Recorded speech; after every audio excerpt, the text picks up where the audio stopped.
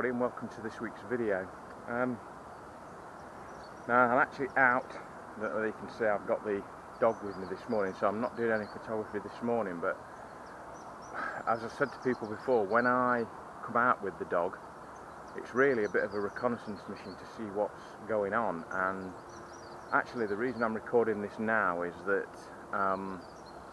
it's actually the sort of reconnaissance side that has sort of provided an opportunity, I think, to get some images later on. So this video is really inspired, or the idea came to me from a conversation I had with another YouTuber, a chap called Simon A7r3, and I'll put a link to Simon's channel up here. Now Simon had spent, from what he said, quite a lot of time trying to get pictures of roe deer stags with velvet on their antlers, which they have at this time of year.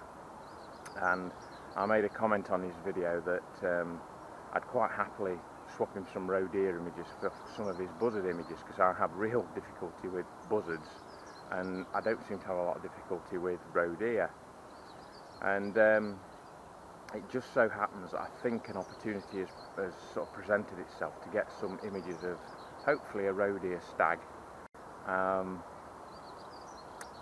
in this area. So if I just explain a little bit about it, where I'm stood at the minute, I would 2 weeks ago have been there'd have been water up to my waist, so all this was underwater. In this field over my shoulder here,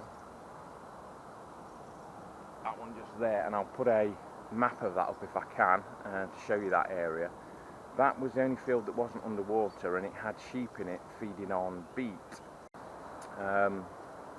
So yeah, this field had got sheep in it feeding on this beet. Now it wasn't underwater, but it was getting dangerously high, the water this time, and the farmer took the sheep out. The water went down, and I noticed that there was one section of that field, up the side of the field there's a dike that runs, and I'll mark that on the map, and that obviously runs down into the Trent eventually, and that had flooded into the field. There's a little dipped section, and I think what that meant is that the sheep couldn't feed on the beet in that area. So when the water receded and the sheep had gone, it left an area with loads of these little beet on the surface. Now the roe deer, their normal pattern when we've not got flooding is you'll see them, say this morning I would see them on the edge of one of the little woodlands that dots around the fields here, and they would, as soon as it got light and people started to appear, they'd disappear into that wood and stay there all day. And then generally what happens when it gets dark, they come out and start to browse for food, and they'll move on to the next little woodland, and then the next day you'll see them, you know, on the edge of another woodland, and that process happens again, and they work their way round to different little woods.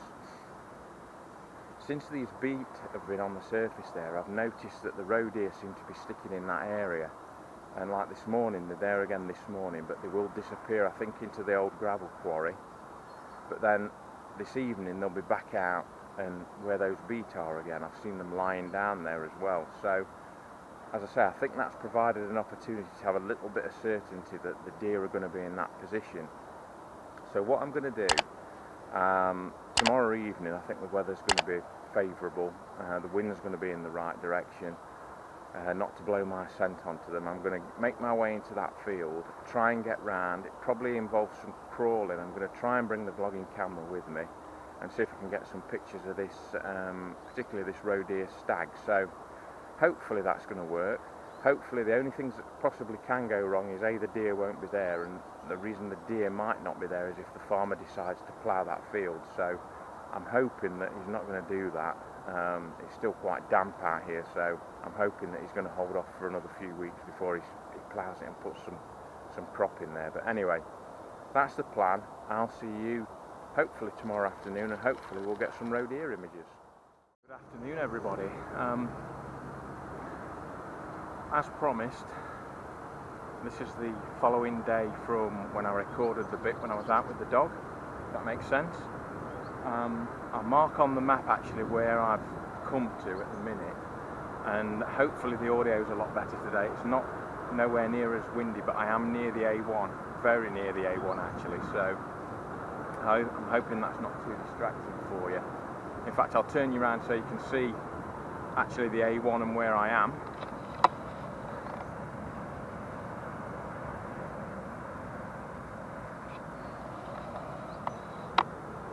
Okay, so I've come to the corner of this field. I've gotten over the fence where I said I was going to do. So I've not been as exposed to anything that's down in that dip of the field. The worst bit was actually getting over the gate there, trying to keep low so that nothing could see me from down there. I'm not even sure if they're there or not at the minute. It's about 2 o'clock, so probably a little bit early. And what I'm going to do is gradually make my way down there. I've already, while I've been sort of coming around this corner, had a beautiful shot of a kestrel, and I'll put that up now for you if it's come out okay. Look, again, looks brilliant on the back of the camera, just perched on these branches here as I was coming across. So really nice shot because the sun was in its face, so it was completely out of the shadows. But if you look at this tree here,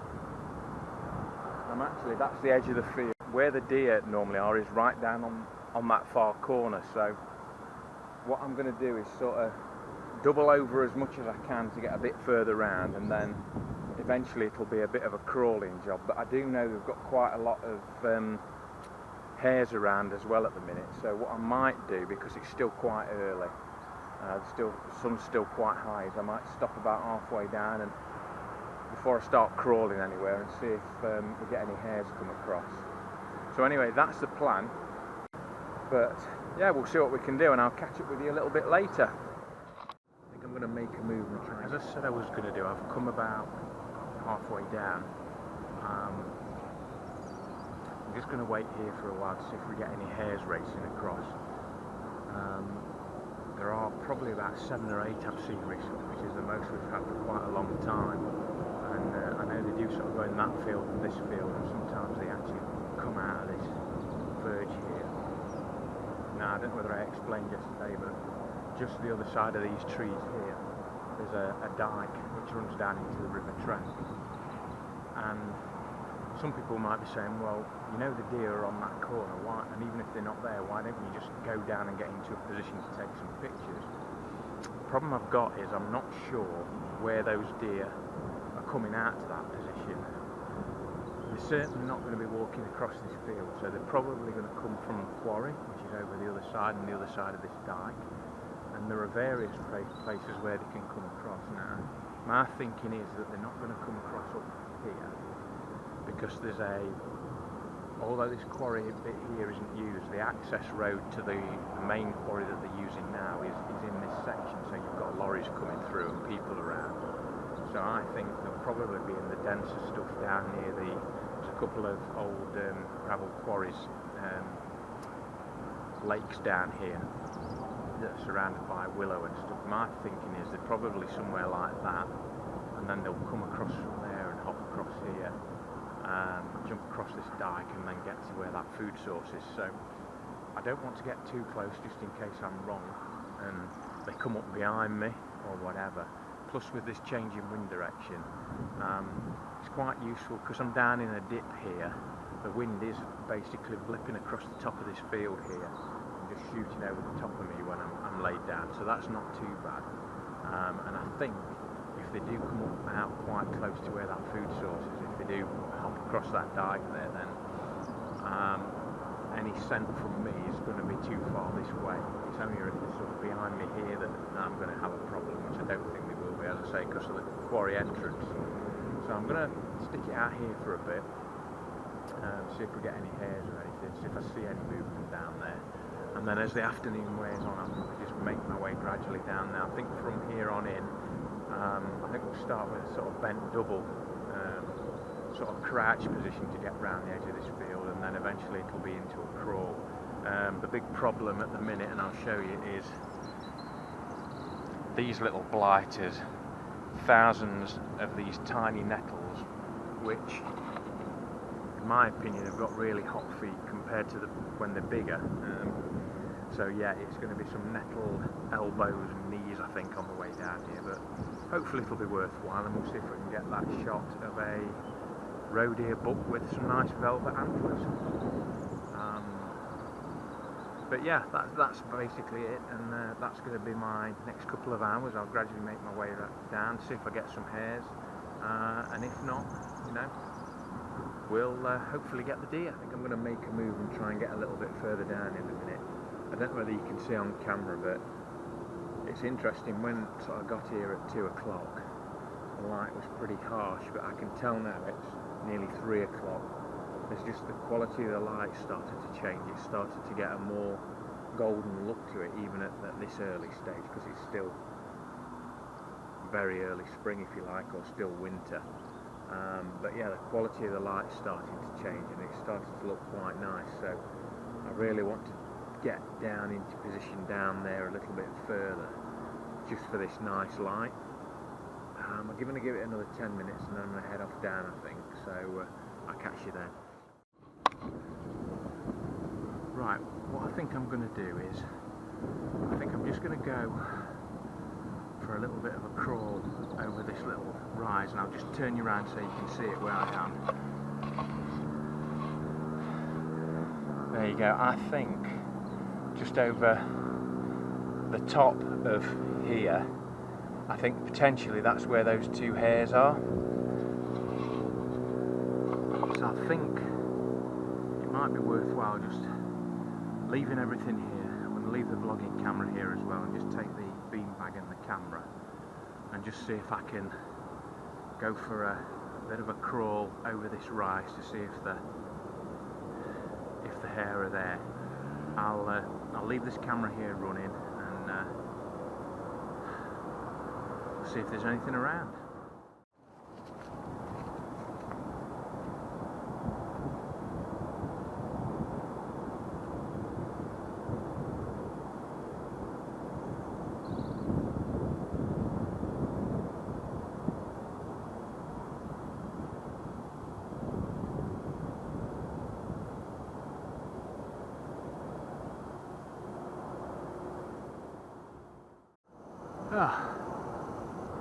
That was very hard on the knees, but I think I've got some reasonable footage of the hares there.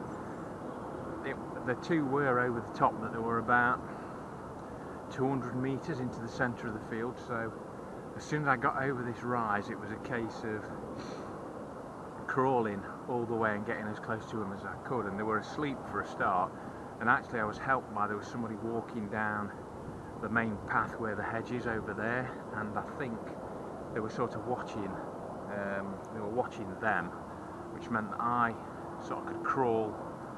And what I tend to do is, when I'm doing things like hares, if they're settled in a field, what I'll try and do is do sort of 10 metres at a time. So I'll pick something in the field to head for, and then when I get to there, I'll stop and take some images or some film, and then presumably the hares are still settled, I then go another 10 metres and take some images and some film. Gradually keep doing that, so obviously at any point these hares can get spooked and run off, not even necessarily by me. I think I said in the other video I did last week, and I'll put a link up to that one there, that hares are quite funny. Sometimes they'll let you get really close, and sometimes they'll run really very close to you if you're laid down. So by being in that non-threatening position, I was able to get probably within about 30 metres, I think, before they decided. And when I say they'd had enough, they basically got up stretched and just jogged off to the far side of the field. There was no panic at all. They were just, don't quite like that, I'm going to head off to further down. And that's when I sort of got back up and walked back. So yeah, that's been useful. And the other thing was, I'm not visible from that dip in the field up there either, so if the deer are there, I've still got an opportunity to get those. Right, it's very late now. It's getting towards 5 o'clock, and starting to lose the light quite a lot now. Actually just seen, I think, the top of a roe deer's head. So what I'm going to try and do is bring you with me and get as close as I can. Probably jettison this seat on the way down and pick it up later, and then try and crawl down. I'm not sure how good any of this footage is going to be. My knees are a bit shot after those hares, so I'll see what I can do. I really do need to take the camera and the beanbag. At a push I'll drop the beanbag, but we'll go and see if we can do it. I know this probably looks incredibly stupid, but I'm not sure how good the audio is going to be here. I've got to be careful about stomping on any of these sticks. I'm still a way away, so I'm okay at the minute. Yeah, there's definitely roe deer down here now. We're getting some light just before the sun goes down. Here we go. Territorial getting in.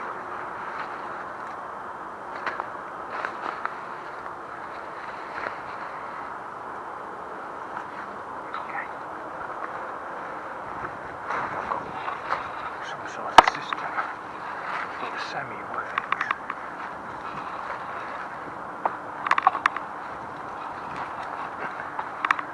I can see them, yeah. The males there.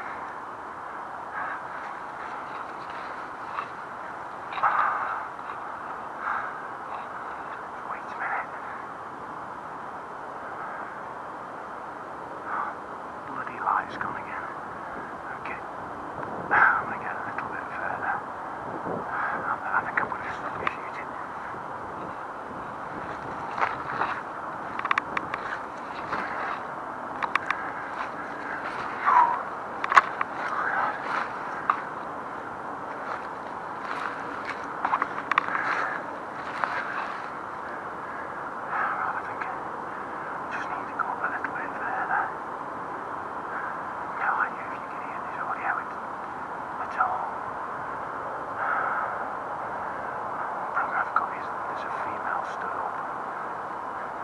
Laid down.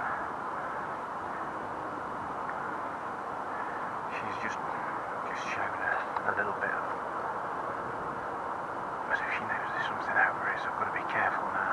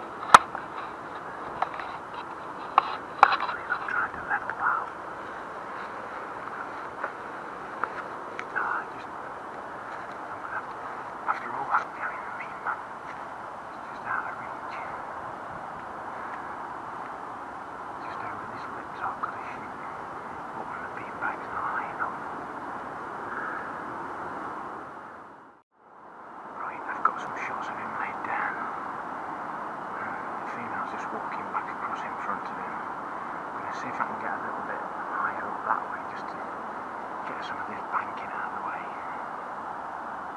So it's going to be more of a sideways move than a forward. I think I'm close enough here. It's just a shame that the light's gone, but got some images. Right.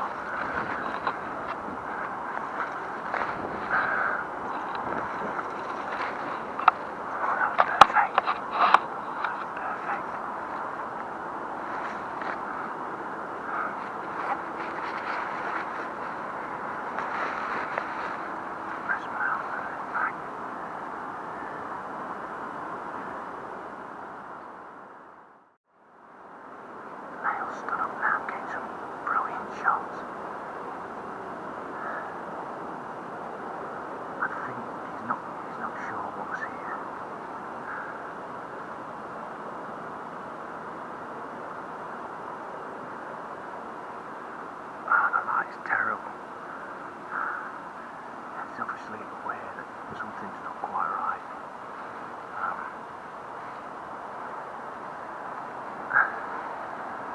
But he's just alert, he's just curious really, he's not wanting to run off, it's just, that looks a bit odd in that field.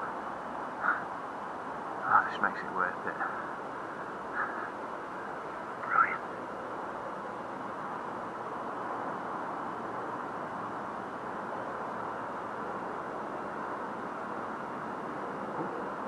Oh, what's that? They've gone. And it wasn't me.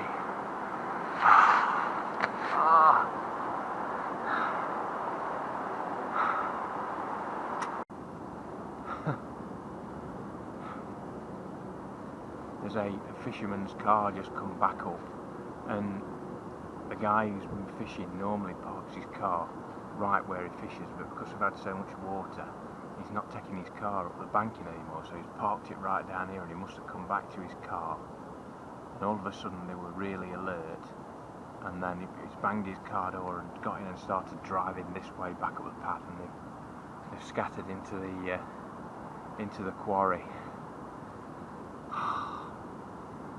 Really, it would have been, I mean, I think I'm over 1,000 ISO with those shots, but I didn't get a chance to take any film either. But really pleased to get those images. It would have been nice to have another, say, 10 minutes. I've got a feeling that the sun might just break through from behind these clouds, and there'd have been some fantastic golden light. I think I got a little bit of light, but my legs are knackered. Oh dear. But it's worth it. Yeah, that's 2 sessions of crawling in one day, so yeah, get some arnica on my legs, I think, and then something for the stinging nettles. Probably a beer. Brilliant.